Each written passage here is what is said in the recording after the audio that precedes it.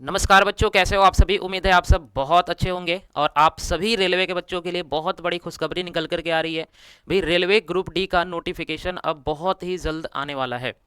इसी के बारे में आज इस क्लास में हम बात करने वाले हैं, इस वीडियो में बात करने वाले हैं, तो लास्ट तक बने रहिएगा। उससे पहले जिन भी बच्चों ने चैनल को सब्सक्राइब नहीं किया है तो फटाफट से चैनल को सब्सक्राइब कर लीजिएगा। स्टडी लाइफ के ऊपर एनसीईआरटी का चैंपियन सीरीज चलाई जा रही है जो आपके लिए बेहद ही इंपॉर्टेंट होगा। साइंस से रिलेटेड कोई भी चीज़ें प्रॉब्लम नहीं होंगी, इसके लिए आपके स्टडी लाइफ ऑलवेज खड़ा है। आज के इस वीडियो में बात करेंगे कि रेलवे में जो ग्रुप डी का नोटिफिकेशन आने वाला है, यानी कि वैकेंसी आने वाला है, इसके बारे में डिटेल इन्फॉर्मेशन हम लेकर के आए हैं। बहुत ही छोटी सी वीडियो में, बहुत ही शॉर्ट वीडियो में हम सारी इन्फॉर्मेशन को आपके सामने शेयर करेंगे। उम्मीद है आप सभी को चीज़ें काफ़ी पसंद आएगी, तो आप इस वीडियो को शेयर कर दीजिएगा, लाइक कर लीजिएगा, चैनल के साथ नहीं जुड़े हैं तो सब्सक्राइब जरूर कर लीजिएगा। आज के इस क्लास में हम बात करने वाले हैं, आज की इस वीडियो में बात करेंगे कि भाई आप सभी रेलवे स्टूडेंट के लिए यहाँ पे ग्रुप डी की तरफ से 1 लाख प्लस भर्ती निकलने वाली है और इसकी नोटिफिकेशन बहुत ही जल्द जारी कर दी जाएगी। तो आप सभी रेलवे छात्रों के लिए बहुत ही ज़्यादा सुनहरा मौका है। अगर आप रेलवे में जेनुअनली नौकरी लेना चाहते हैं तो उसके लिए 3 सब्जेक्ट को तैयार करना बहुत इंपॉर्टेंट है। रीजनिंग, मैथ्स और साइंस, यही 3 सब्जेक्ट आपके सभी रेलवे के एग्जाम में पूछे जाएंगे। तो उम्मीद है कि आप सभी को रेलवे के लिए एनसीईआरटी की जो चैंपियन सीरीज चलाई जा रही है वो काफ़ी ज़्यादा इंपॉर्टेंट रहेगा। आप सभी बच्चे उसके साथ जुड़ करके पढ़ाई करेंगे, अपना फीडबैक हमें ज़रूर बताएंगे। कहीं पे लगेगा कि सर इसमें चेंज करना चाहिए तो आप हमें बता सकते हैं, हम चेंज कर लेंगे। फिलहाल हम बात करेंगे रेलवे ग्रुप डी के एग्जाम के बारे में। थोड़ा सा इन्फॉर्मेशन बताते हैं, आप वीडियो के लास्ट में बने रहिएगा। हम आपको बताएंगे कि आपका जो एग्ज़ाम है ये कब होने वाला है ना, और नोटिफिकेशन इसका कब तक आने वाला है। ये सारी चीज़ें हम इस वीडियो में बात करने वाले हैं। सबसे पहले अगर हम ग्रुप डी की बात करेंगे तो ग्रुप डी में टोटल 4 स्टेज में पेपर होता है। सीबीटी, पीईटी, डीवी और मेडिकल होते हैं। सीबीटी का मतलब है कंप्यूटर बेस्ड टेस्ट, यानी कि सीबीटी जो कंप्यूटर पे टेस्ट होगा। और पीईटी का मतलब है फिजिकल एलिजिबिलिटी टेस्ट, जी हाँ, इसमें फिजिकल भी होते हैं। डीवी का मतलब है डॉक्यूमेंट वेरिफिकेशन, और उसके बाद लास्ट में आपका मेडिकल होगा और इसके बाद आपका सिलेक्शन निश्चित हो जाएगा। सबसे पहले बात करते हैं कि सर सीबीटी में क्या क्या आएंगे, कौन कौन से सेक्शन से कितने क्वेश्चन आएंगे, किस तरीके से हमें खुद को तैयार करना होगा। तो सीबीटी मतलब कंप्यूटर बेस्ड टेस्ट में आपके टोटल 4 सब्जेक्ट पूछे जाएंगे। मैथमेटिक्स, रीजनिंग, साइंस और जीके या जीए कह सकते हैं, जनरल अवेयरनेस के बारे में कह सकते हैं। मैथ्स के टोटल 25 क्वेश्चन आएंगे, रीजनिंग के 30 क्वेश्चन आएंगे, साइंस के 25 क्वेश्चन। देखो साइंस यहाँ पे बहुत इंपॉर्टेंट रोल प्ले करेगा। और यहाँ पे जो साइंस है ना, वो वैसे साइंस नहीं आते जो जनरली आमतौर पे सभी एग्जामों में आते हैं। यहाँ पे थोड़ा सा साइंस डिफिकल्ट आते हैं। उसके बाद जीके यानी कि जनरल नॉलेज और जनरल अवेयरनेस के बारे में 20 क्वेश्चन आएंगे। कुल मिलाकर के अगर आप देखेंगे तो 100 क्वेश्चन बनते हैं और 100 क्वेश्चन के लिए आपके 100 मार्क्स रखे गए हैं। टोटल 100 मार्क्स का ये एग्ज़ाम होगा। इसके लिए समय आपको 90 मिनट का दिया जाएगा। याद रखेंगे बच्चे, इसमें 1/3 नेगेटिव मार्किंग भी है, तो ज़्यादा अटेम्प्ट करना सेहत के लिए नुकसान हो सकता है। ज़्यादा अटेम्प्ट बिल्कुल भी नहीं करना है ना। जितना आता है उतना ही अटेम्प्ट करना है, अदरवाइज़ आपके नेगेटिव मार्क्स ज़्यादा चले जाएंगे जो कि लास्ट में जाकर के बहुत ज़्यादा नुकसान करते हैं। ठीक है, अब बात करते हैं पीईटी एग्ज़ाम को लेकर के। सर अगला स्टेज हमारा, अगर आपने इसमें क्वालिफाई कर लिया, ठीक है, तो उसके बाद अगला स्टेज आपका पीईटी होगा, यानी कि फिजिकल एलिजिबिलिटी टेस्ट होगा। पीईटी में क्या करना है भाई, इसमें मेल और फीमेल दोनों के लिए अलग अलग क्राइटेरिया है। जैसे अगर आप मेल हैं तो 35 किलो वजन लेकर के और लगभग 100 मीटर का डिस्टेंस कवर करना पड़ेगा 2 मिनट्स के अंदर, अगर आप मेल हैं तो। और अगर आप फीमेल हैं तो क्या होगा, 20 किलो का वजन लेकर के, 20 किलो का वजन लेकर के और 100 मीटर का डिस्टेंस कवर करना है 2 मिनट के अंदर। मतलब यहाँ पे वजन कम कर दिया गया है महिलाओं के लिए, फीमेल के लिए। रनिंग की अगर हम बात करेंगे तो मेल का 1000 मीटर जो है, यानी कि 1 किलोमीटर आपको रनिंग करना है कितने में, 4 मिनट 15 सेकेंड के अंदर अंदर। अगर आप फीमेल हैं तो आपको 1000 मीटर यानी कि 1 किलोमीटर का डिस्टेंस कवर करना है कितने में, 5 मिनट 40 सेकेंड के अंदर कवर करना है। ये आपका फिजिकल एलिजिबिलिटी टेस्ट होगा, पीईटी का एग्जाम होगा। जैसे आप इसको क्वालिफाई करेंगे तो आप अगले स्टेज में पहुंच जाएंगे। और अगला स्टेज आपका क्या था, डीवी यानी कि डॉक्यूमेंट वेरिफिकेशन होगा, और उसके बाद आपका मेडिकल होगा। याद रखना बच्चा, इसमें मेडिकल भी बहुत हाई स्टैंडर्ड का होता है, तो मेडिकल में भी यहाँ पे बहुत सारे बच्चे निकल जाते हैं बाहर। अब बात करते हैं कि सर इस बार जो वैकेंसी आने वाली है, तो इस बार वैकेंसी कितने रहने वाली है, उसके लिए हमें थोड़ा सा 2018 के बारे में जानना पड़ेगा। 2018 में लास्ट टाइम में वैकेंसी निकली थी रेलवे ग्रुप डी में, और उस समय वैकेंसी कितने निकली थी, 1,03,769 पदों पे टोटल वैकेंसी निकली थी 2018 में।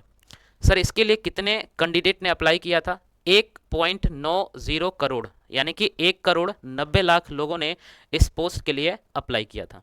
आप सभी बच्चे जानते हैं, आप और हम सभी बच्चे जानते हैं कि इनमें से पढ़ने वाले बच्चे कम ही होते हैं। ज़्यादातर वो बच्चे होते हैं जिन्होंने पढ़ाई छोड़ दी है, पर वो चाहते हैं किसी तरह मेरा नौकरी लग जाए, तो इसीलिए ये बहुत ज़्यादा फॉर्म भर देते हैं। ठीक है, उसके बाद अगर हम बात करें कि सर 2018 में कट ऑफ क्या रहा था, अगर हम एवरेज के कट ऑफ की बात करेंगे, क्योंकि हर एक रेलवे के जोन में अलग अलग कट ऑफ निकाले जाते हैं। वैसे इस बार बात ये चल रही है कि रेलवे एक ही कट ऑफ निकालेगा और उसके बाद हर एक जगह पे वैकेंसी को फिल किया जाएगा, जैसे टॉप से बॉटम फिल करते चले जाएंगे। जैसे मान लीजिए कि अहमदाबाद में अगर 100 सीटें हैं, ठीक है, तो वहाँ पे जो टॉप 100 वाले बच्चे होंगे वो चले जाएंगे। इस तरीके से हर एक वैकेंसी को फिल किया जाएगा और एक ही कट ऑफ निकाली जाएगी। पहले क्या होता था कि हर एक जोन का अलग अलग कट ऑफ निकाला जाता था, जैसे अहमदाबाद का अलग हो गया, चेन्नई का अलग हो गया, आपका इलाहाबाद का अलग हो गया। लेकिन अब जो है ऐसा माना जा रहा है, या नोटिफिकेशन जैसे ही आएगा तो हम उसमें सारे डिटेल में बातें कर रहे होंगे कि इसमें क्या कैसे रहने वाला है। ठीक है, अगर हम फिलहाल बात करेंगे कि एवरेज कट ऑफ क्या रहा था सर 2018 में, तो आप ये मान के चलिए कि आप किसी भी जोन से फॉर्म भरे थे, अगर आपका 75% स्कोर आ रहा था तो आप बिल्कुल निश्चिंत थे, आपका नौकरी लग रहा था। यानी कि 75% स्कोर अगर आपने स्कोर कर लिए हैं 100 में से, याद रखना बच्चा ये किस में से है, 100 में से, 100 में से अगर आप 75 नंबर ले आते हैं तो आप किसी भी जोन से हो, आपका सिलेक्शन तय है, निश्चित है कि होना ही होना है। ऐसा कटअप था 2018 में। ठीक है, अच्छा उसके पहले थोड़ी सी अगर हम बात कर लें कि सर इसकी एलिजिबिलिटी क्राइटेरिया क्या रहती है, मतलब कौन से बच्चा इसमें भर सकते हैं, एलिजिबिलिटी क्या होती है। तो एलिजिबिलिटी की अगर हम बात करें तो इसमें 10th पास रहता है ना, अगर आप 10th पास किए हुए हैं, 10th पास किए हुए हैं, या फिर आपके पास ITI है, क्योंकि अलग अलग यहाँ पे वैकेंसी निकलती है। हर एक जोन में भी देखेंगे तो अलग अलग वैकेंसी निकलेगी, कुछ ये सीट, कुछ ये सीट, कुछ ये सीट, इस तरीके से अलग अलग सीटों के लिए अलग अलग एलिजिबिलिटी क्राइटेरिया होता है। कुछ सीटें ऐसी होती है जिसमें सिर्फ 10th पास चाहिए होता है, कुछ सीटें ऐसी होती है जिसमें 10th पास के साथ साथ ITI का सर्टिफिकेट भी चाहिए होता है। तो ये दोनों मिलाकर के, कुल मिलाकर के बात यह है कि अगर आप 10th पास है और आपके पास ITI का सर्टिफिकेट भी है तो आप ग्रुप डी के ऑलमोस्ट हर एक पोस्ट के लिए एलिजिबल होंगे। और अगर आपके पास ITI की सर्टिफिकेट नहीं है तो आप 10th के बेसिस पे जो भी वैकेंसी निकलेगी आप उसके लिए एलिजिबल होंगे। ठीक है ना, ये चीज़ आपको ध्यान रखना है। अब बात करते हैं कि सर पिछले बार का जो कट ऑफ गया था, एक बार हमें अगर दिखा दें आप तो हम चीज़ों को समझ पाएंगे। जैसा कि आप इस बोर्ड पे देख पा रहे होंगे, ये हमारा प्रीवियस कट ऑफ है जो कि 2018 में पेपर हुआ था, 19 में कट ऑफ निकला था, रिजल्ट आया था। जैसे चंडीगढ़ का, रांची का, कोलकाता का, गोरखपुर, अजमेर, भुवनेश्वर, इलाहाबाद, बेंगलोर, पटना, भोपाल, मुंबई, अहमदाबाद, चेन्नई, गुवाहाटी, बिलासपुर और सिकंदराबाद, टोटल 18 जोन होते हैं। हर एक जोन में अपना अपना कट ऑफ निकला था। जैसे अगर हम बात करें ये यूआर का, चंडीगढ़ में कितना था, 70.99 था। OBC का कितना था, 64.77, EWS का 57.76 था और SC का 60.09 था। इसी तरह ST की अगर बात करेंगे तो 50.19 था। ऐसे करके ये सारे कट ऑफ आप यहाँ पे देख पाएंगे। ये सारे वो कट ऑफ्स हैं जो 2019 में निकाले गए थे रेलवे ग्रुप डी के द्वारा। अब बात करते हैं कि सर 2024 में जो एग्ज़ाम होने वाला है इसमें कितनी वैकेंसी आने की संभावना है, कितनी वैकेंसी आ सकती है और कितने बच्चे अप्लाई कर सकते हैं। मेरा अनुमान ये है कि अभी बहुत सारे न्यूज़ में सर्कुलेशन हो रहा है, बहुत सारे न्यूज़पेपर भी अगर आप पढ़ते हैं तो बहुत सारे न्यूज़पेपर में ये बार बार वैकेंसी निकल कर के आ रही है कि इस बार ग्रुप डी की जो टोटल वैकेंसी रहने वाली है वो 1,18,00,000 के आसपास वैकेंसी रहने वाली है। 1,18,00,000 वैकेंसी इस बार निकलने वाली है। और ये वैकेंसी आपकी कब आने वाली है, ये वैकेंसी आपके अक्टूबर में निकाल दिए जाएंगे। अक्टूबर में ये वैकेंसी आ जाएगी और उसके बाद फरवरी मार्च तक आपका ये एग्ज़ाम ले लिया जाएगा। तो बहुत ज़्यादा समय नहीं है, बहुत लिमिटेड समय में बहुत सारी चीज़ों को तैयार करना है। ठीक है, उसके बाद अगर हम बात करें कितना सर कैंडिडेट इस बार अप्लाई कर सकते हैं, तो मेरा मानना है कि लगभग 2 करोड़ से ज़्यादा बच्चे इस बार अप्लाई कर पाएंगे, क्योंकि 2018 के बाद ये बहुत समय अंतराल के बाद ये फॉर्म आ रहा है। तो आप ये मान के चलो कि 1,18,00,000 वैकेंसी के लिए लगभग 2 करोड़ बच्चे अप्लाई करेंगे।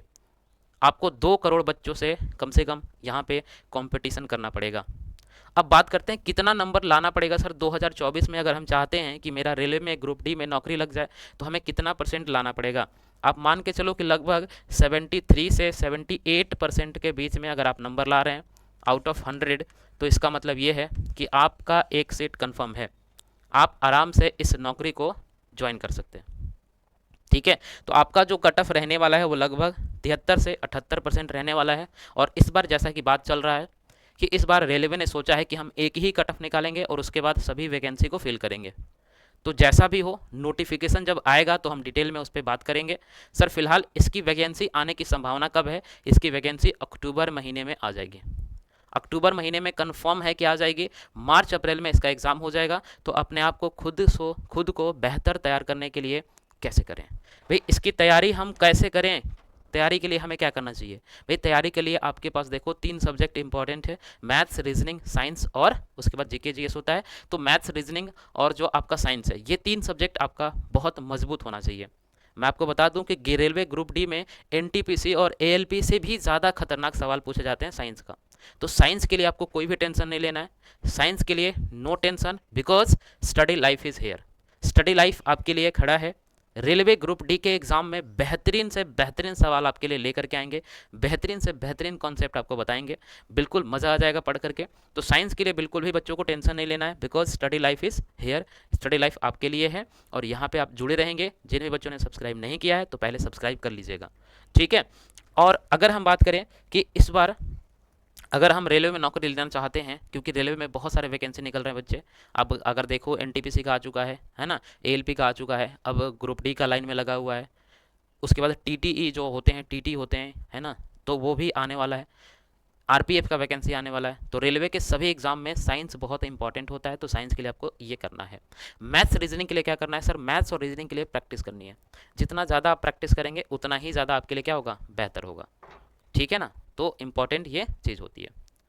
तो आज के क्लास का यहीं पे एंड करते हैं। उम्मीद है आप सभी को काफ़ी चीज़ें इसमें समझ में आई होंगी और आप सभी बच्चे इस वीडियो को शेयर करेंगे। अगर आप इसकी पीडीएफ चाहते हैं कि एज इट इज़ इसकी पीडीएफ मिल जाए तो उसके लिए हमारे टेलीग्राम चैनल पे ज्वाइन हो जाइएगा। स्टडी लाइफ एसएससी रेलवे के नाम से है, वहाँ पे सारी पीडीएफ मिल जाती है। जो भी एनसीईआरटी सीरीज़ अभी तक हमने क्लास की है वो सबकी पीडीएफ आपको मिल जाएगी। तो आज का क्लास यहीं पे एंड करेंगे। Thank you so much, bye bye, take care.